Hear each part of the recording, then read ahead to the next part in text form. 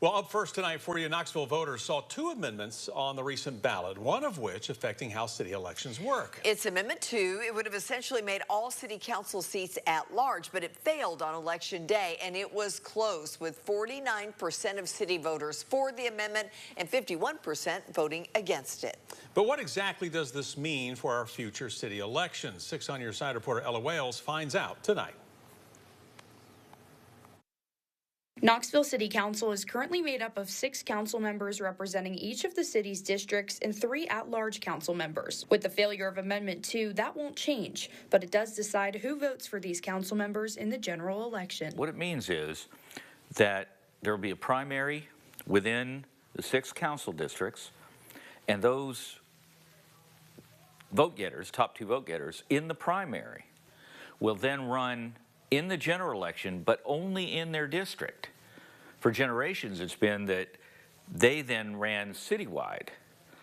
And now it is more along the lines with pretty much every other system there is. Amendment 2 proposed changing the council to 6 regional at-large and 3 citywide at-large seats, which would then be voted on by all Knoxville voters in both the primary and general elections. For example, a comparison would be if Congressman Tim Burchett and his opponent ran in a primary, and they were the top 2, and then they had to run statewide to win the congressional seats. Opponents of the amendment argued it would hurt representation. At-large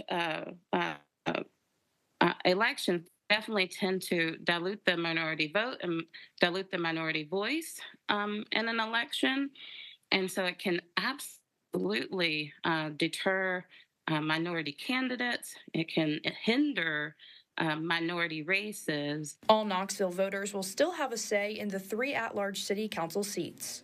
What I'm glad about is that the transition wasn't an all or nothing, that it went from all at-large to no at-large. If I understand it, it's still 6-3, meaning there's still some ability for city citizens to pick their best person out of the rest of the group, along with their own geography. So I think there's some compromise occurring there. In Knoxville, Ella Wales, 6 on Your Side. Now, the amendment was on the ballot in the first place because of a state law passed outlawing the city's previous election system. This will be in effect during the city elections coming up next year.